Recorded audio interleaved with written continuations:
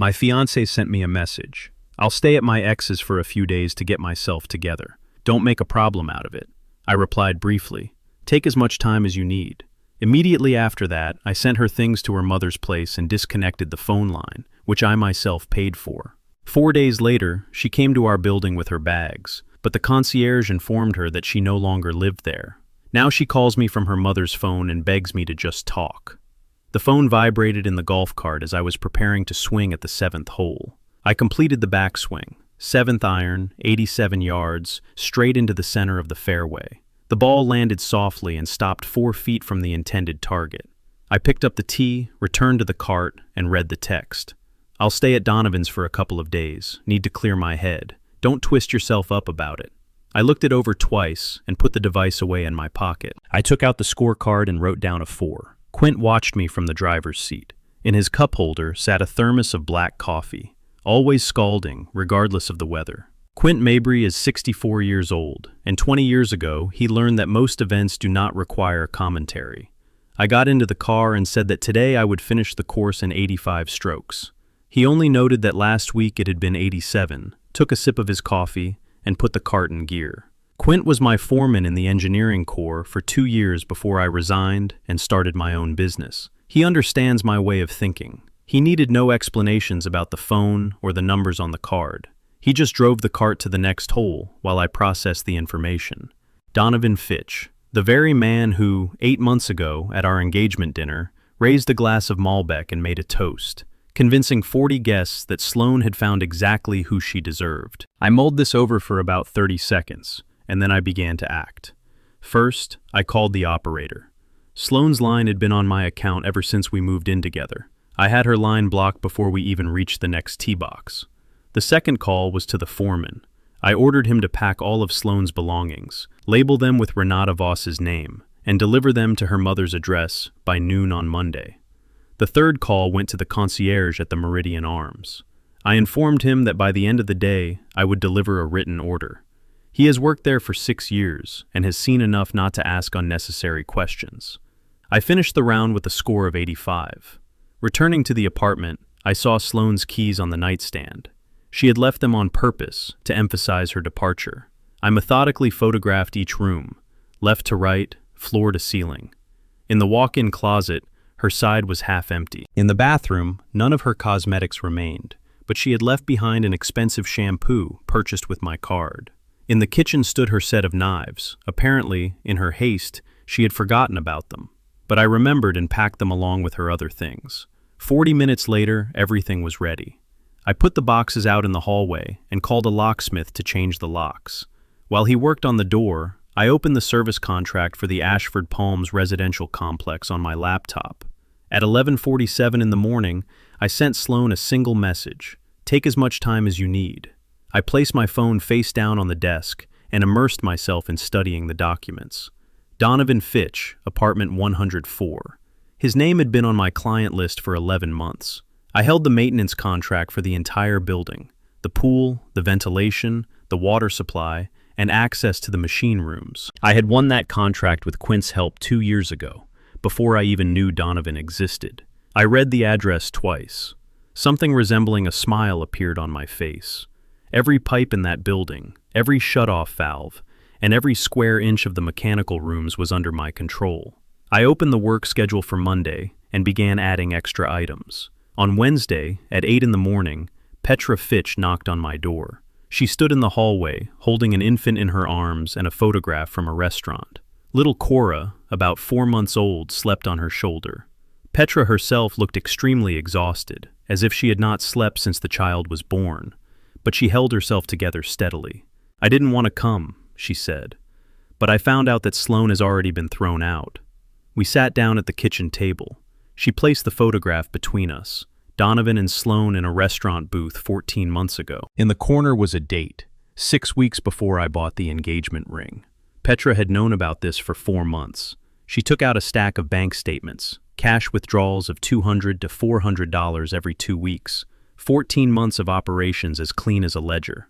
Her husband had lied to her, saying the money was for a client who only worked in cash.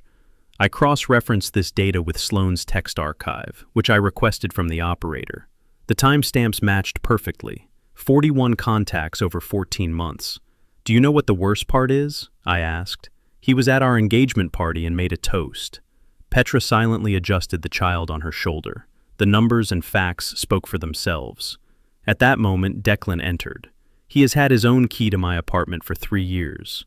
He is 22 years old, serves in the reserves, and always believes that any problem can be solved with a calm conversation. He had come to mediate, but he found Petra with a pile of evidence of the affair. Declan took one of the hotel receipts from 13 months ago and quietly said, "Dad, tell me you're not going to do anything stupid." I replied that my actions would be completely legal. He sat and thought for a few seconds, then pulled out a chair and stayed with us. Declan always strives for justice and sees the situation clearly. While I was drawing up the work list for Ashford Palms, infrastructure inspection, relocation of access nodes, redirection of the water supply, my son was scrolling through his phone. All of these items were lawful and justified, and the costs were covered by the contract that Donovan Fitch had likely signed without reading past the second page. Declan mentioned a fellow soldier of his, who, after a difficult divorce, had used a special dating service. There you didn't just look at photos, you answered serious questions. What you believe in, what your hardest trials taught you, and what you envision for your life. Petra listened attentively, though she did not show it. I continued working on the contract, but the meaning of his words imprinted itself in my memory. In the evening, I went to Quint's. He was sitting on his porch in his folding chair with his ever-present coffee. There was a silence there that is only possible in places without neighbors. I laid out the entire plan for him. The technical inspection, the utility relocation, the bills and violation reports that would follow Donovan through every background check or lease renewal for the next 7 years. Quint listened in silence. When I finished, he set his mug down on the railing and gazed into the darkness. "The pool is also under your purview, son," he said. "Drain it." That was all he thought necessary to say. I drove home, placing the laminated contract on the passenger seat. Its edges were worn, since I had carried it in my work bag for 11 months, ever since I won the tender. I had seen Donovan's apartment number hundreds of times, unaware of its significance. But now, even the infrastructure inspection and the relocation of access nodes alone amounted to $4,200 in documented fees. Every line was justified, every payment lawful, and beneath it all stood his signature. I scheduled the inspection for 6 o'clock on Monday morning. I called my foreman, Blevins, and told him to bring that copy of the contract. Donovan Fitch had agreed to these terms long ago, and now it was time to show him what exactly he had signed. Monday, 6 in the morning. In the mechanical room of Ashford Palms, it smells of chlorine and damp concrete. Blevins holds the contract on his tablet. My team consists of 3 seasoned specialists, who do not ask why the boss decided to attend a routine inspection in person. They know their jobs. I walked through the machine room myself, documented the water shutoff diagram for apartment 104, and photographed the access hallway. I am preparing the paperwork to reclassify the duplex. This is a legal procedure.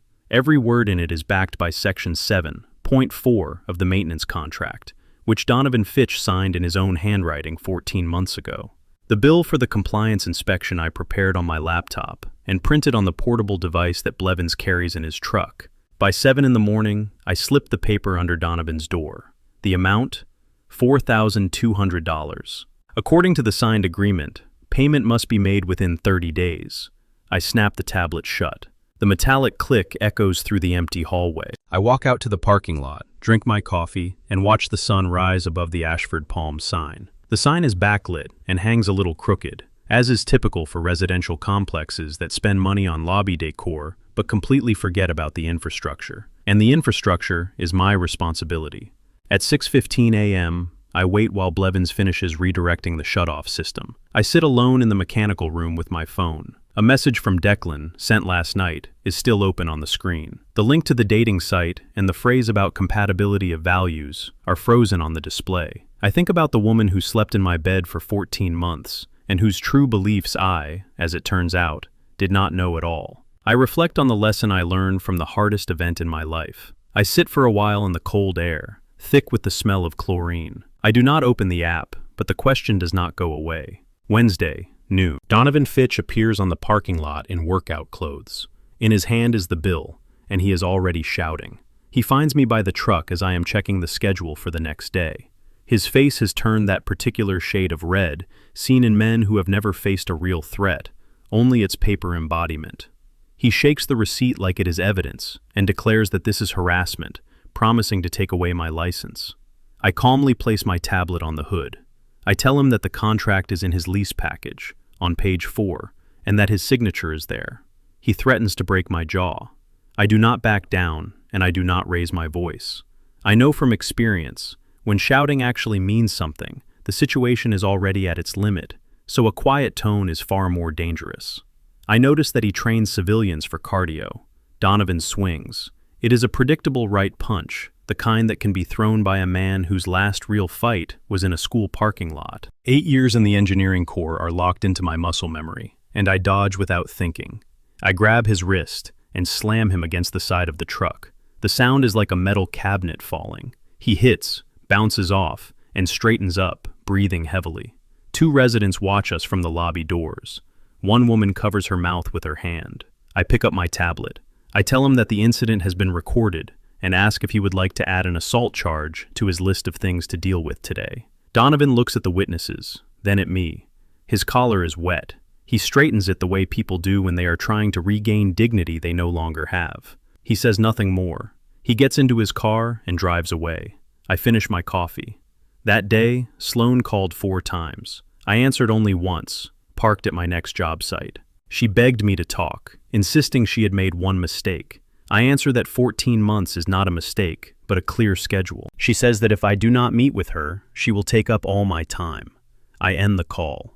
I sit with the phone in my hand. Outside the windshield, a child on a bicycle tries to jump onto the curb. He fails, but he tries again and again. Same approach, same result, and total devotion to the process. I think that at least one of us is learning something today. I put the car in gear. Evening. I sit at the kitchen table with the lease documents for Donovan's gym, the personal guarantee of Iron Standard Fitness. He is the sole signatory. One call to the management company, a mention of the documented assault, and a copy of the police report I filed at 3 in the afternoon. Now his lease is under threat, and with it, his livelihood and his entire constructed identity. The mirrors, the clients, the name on the door. I hold the phone. I realize that I like this weight in my hand, and the awareness that I have the right tool, and I know how to use it. I speak into the empty kitchen, saying that this feeling is worth knowing. I put the phone down. Instead of calling, I simply register the assault report. Only facts, no embellishments. Name, date, place, witnesses. Let the paper do its work. This will follow him longer than any call I could make today. At 9 in the evening, Petra calls. Her voice sounds lifeless, the way it does when a person has cried for an hour and run out of strength. She says he called, promised to change, and kept saying that the child needs a father. I am silent. Outside the window, the single working lamp in the Meridian Arms parking lot casts a yellow circle on the cracked asphalt. I have been looking at that light from my window for 3 years. I advise her to check her email. I sent her the compliance inspection bill, where his signature appears on page 3. There is a long silence on the line. Finally, she says, "All right, that is enough." She has Cora, she has the bank statements, and she has his signature on a document proving that he was leading a double life. He did it with enough discipline that the cash withdrawals were regular and his cover stories were consistent. She has everything she needs to make a decision. All she required from me was permission to believe what she already knew. Donovan told her that the child needs a father, but what the child really needs is a mother who is not afraid of him. I close my laptop and go to sleep. Thursday, afternoon. Main corridor of the base recreation center. Shift change. 200 people moving in different directions. The flow of people at peak load. Military uniforms, civilians, contractors. The smell of floor wax and vending machine coffee. I am here for a site inspection under contract. Tablet in hand, Blevins 2 steps behind. Sloan enters through the south entrance with a visitor's pass on a lanyard. She has the look of someone who has rehearsed her speech for a long time. She finds me in the hallway and blocks my path. Blevins stops. The flow of people flows around us like water around 2 stones. She says I humiliated her in front of everyone she knows. Her voice is controlled, but barely. She mentions that her mother found the suitcases at her door. I answer that I delivered them, and it seemed to me a thoughtful gesture. She is outraged that I am just standing there. I say I am not just standing, I am working. She grabs my arm. I stop. I look at her hand on my sleeve, then at her face. It shows a mixture of anger, something like shame, and an attempt to calculate how far she can go in a public place. I tell her directly that I want nothing more to do with her after Donovan. She goes pale instantly. 6 feet away from us, a sergeant first class whom I have known for 4 years stops and begins to examine the ceiling very carefully. The private behind him bumps into him and mutters an apology. The corridor continues with its own life, but around us there descends that particular silence when everyone is listening, pretending not to care. Sloane lets go of my arm. She walks quickly toward the south exit, not running, but hurrying. I continue my inspection. My hands do not shake. Blevins says nothing, and that is one of the qualities I have always appreciated in him. Friday morning. Renata Voss calls. In the 2 years I have known her, I have spoken to Sloane's mother maybe 30 times. She is 61 years old, a former school administrator. She runs her household the way others run departments, efficiently, with clear expectations and zero tolerance for disorder. At Christmas, she told me that I needed to be more present in her daughter's life, that Sloane's anxiety was something I could handle if I tried harder. I nodded then and promised to think about it. On Friday morning, her voice lacks its usual firmness. She says she owes me an apology and something else. She found a diary in Sloane's old bedroom. Her daughter must have left it there during one of her visits, hidden under the mattress, either the most obvious place or the one you choose when, deep down, you want to be found. 14 months, documented in Sloane's own handwriting. The entries began 6 weeks before the engagement ring appeared. Renata drives to my job site and hands the notebook through the truck window. No ceremony. On the cover, I see a striped pattern from the shadows of the blinds in her kitchen, a faint imprint of light. On the inside cover, in her clear administrator's handwriting, "Return to Grady Holt." I sit for a while with the diary. Renata gazes through the windshield, not at me. She says she believed her daughter when she complained about my absence. She remembers her words at Christmas about how I needed to try harder. A pause. She admits that she was wrong. I worked with what she gave me, and Renata worked with what she was told. And those are different things. She drives away without saying another word. I open the diary to the first entry, made 6 weeks before the ring. Before I decided to buy it, before I went to the jeweler, and before I told Quint over coffee about my intentions, she was already keeping these records. I close the notebook. I place it on the passenger seat beside the laminated contract. Friday afternoon. Ashford Palms.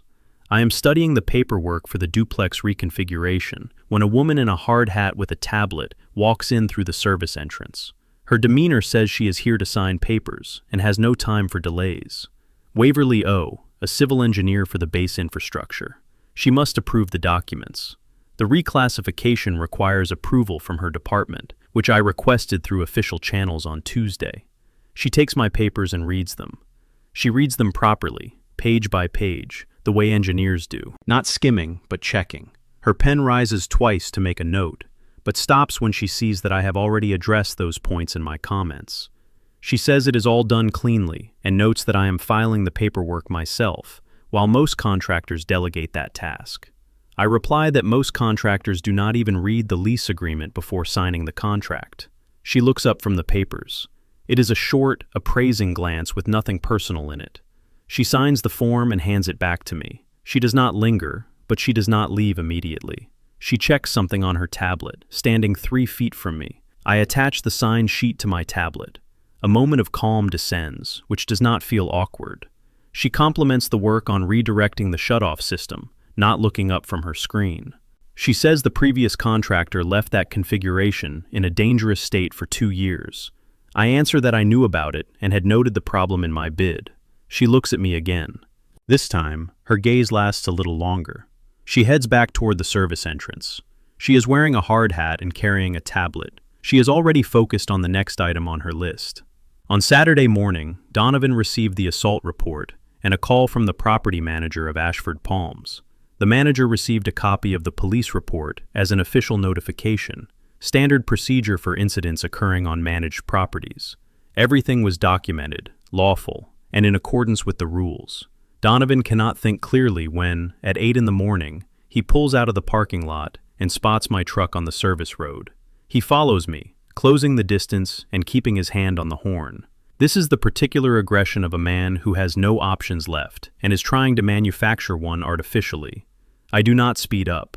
Instead, I slow down, turn on my signal, drive onto the grounds of the Ashford Palms service entrance, and park. Donovan is forced to stop. There are 6 workers on the site. Blevins is there with his tablet, and there is a security camera on the gate that has been recording ever since I installed it 3 months after the contract began. Donovan sits in his car for 45 seconds. I watch him in the rearview mirror. He is gripping the steering wheel. He is feverishly calculating the situation. In the end, he reverses and drives away. I watch him leave, then get out of the truck and pick up my tablet. Blevins looks at me with the expression of a man who has worked with me long enough to know when not to ask questions. "You okay?" he asks. "We are behind schedule on the pool chemical log. Let's get to it." In the evening, Declan calls. He tells me that she came to his apartment and tried to force him to call me. "What did you tell her?" "I said you are not the person she needs to talk to." "Good." There is a pause. I can literally hear the silence in his apartment, the specific stillness of a young man sitting alone and trying to find his words. "Dad," another pause. "She said that you are cold, that you have always been cold." I look at the diary lying on the kitchen table. On the cover, in Renata's handwriting, "Return to Grady Holt." "She was not wrong," I answer. "She just thought that was something to complain about." Declan is quiet for a moment. "Are you okay?" "I am working." "That is not what I asked." "I know." I look at the diary and recall the engagement dinner. Donovan standing with a glass of Malbec, 40 people watching him, Sloane smiling at me across the table. The whole room bathed in light, warm and full of people who believed they were seeing something real. "I will be fine," I finally say. "Yes," Declan replies. "I know." He does not seem like a cold person to my son. He inherited that trait from his mother, and I have always been grateful for it. She calls me from her mother's phone. Sunday, noon, the lobby of Ashford Palms. I arrive first. I always arrive first. Petra is already there. She arrives early, the way people do who are afraid that if they delay, they will lose their resolve. Cora lies in a carrier on her chest. The baby is awake and is looking at the ceiling with that focused attention that infants give to inanimate objects. Renata Voss sits in an armchair by the elevator, her bag on her lap. The shadows from the blinds fall across her hands in even stripes of light and dark. The compliance documents have been filed. The assault report has been registered. The reconfiguration of access to the duplex is complete, documented, and signed by the base civil engineer. Everything that needs to exist on paper already exists. I place my tablet on the lobby counter. On top of it, I secure the laminated contract, its edges worn from 11 months of use. Sloane appears at 2:15. She has the look of someone who is told, "This is a meeting for reconciliation," and she dressed accordingly. She is wearing that green dress I like. She has styled her hair. She enters, notices Renata in the corner, and freezes. Then she sees Petra, then me. "What is this?" Her voice is cautious, controlled. She is still trying to find a version of events she can cope with. "It is a conversation," I answer. "You wanted to talk." "I wanted to talk to you, not—" She looks at Petra and Renata. There is a feverish calculation in her eyes. "Not in this format." This is the only possible format. Donovan walks in 30 seconds after her. He freezes just as Sloane did. The same sequence of glances. Renata, Petra, me. The flush that covered his face after the parking lot altercation is gone. He adjusts his collar. "Donovan." Petra's voice is steady and clear. She is not crying. She has already passed the crying stage. "Sit down." He remains standing. He looks at Sloane. She looks at him. Whatever signals they are trying to send each other do not arrive, because both of them are only trying to take in information. "The bill must be paid in 22 days, I tell Donovan. "That is not what I want to talk about." "Then what do you want to talk about?" "I want to talk about the toast." He freezes. 8 months ago at the engagement dinner, you stood up with a glass of wine and told 40 people that Sloane had found exactly who she deserved. I pick up the tablet. This is not merely a gesture. I have data to rely on.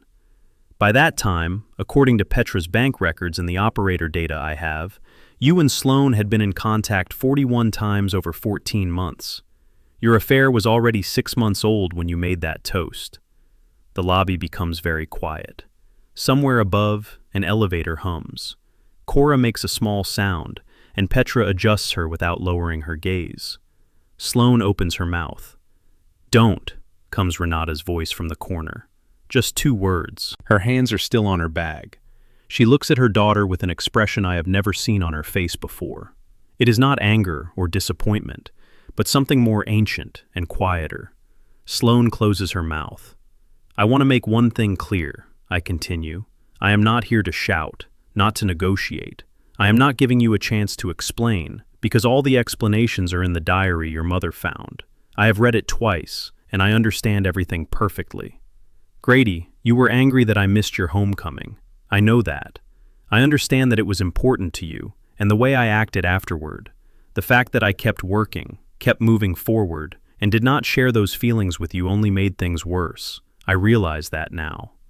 I put down the tablet. "That was a real grievance. You had a right to it."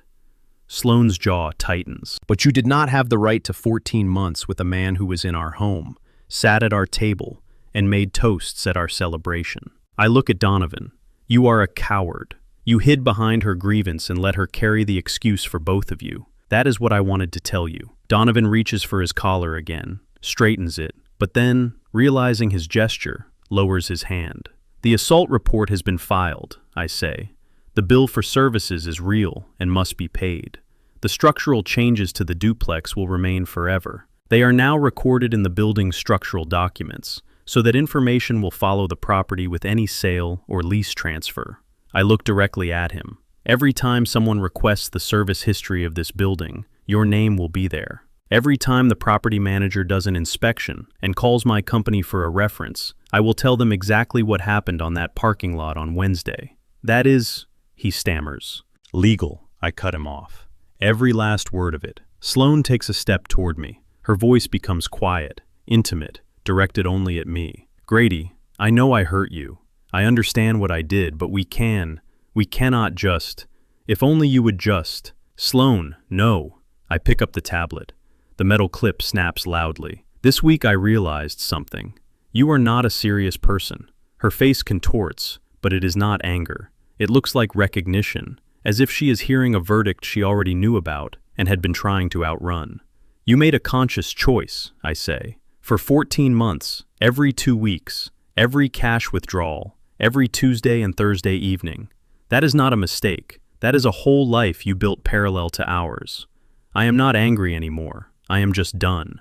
I look at Renata. She gives a barely perceptible nod, the kind of gesture that means she has heard and agrees. I look at Petra. She is watching Donovan with that calm, unreadable expression that belongs to a woman who has already made her decision and is simply waiting for the paperwork to be completed. I look at Declan, who came in through the side entrance 2 minutes ago and is standing by the fire door, arms crossed. He drove 40 minutes to be here. He did not come to interfere.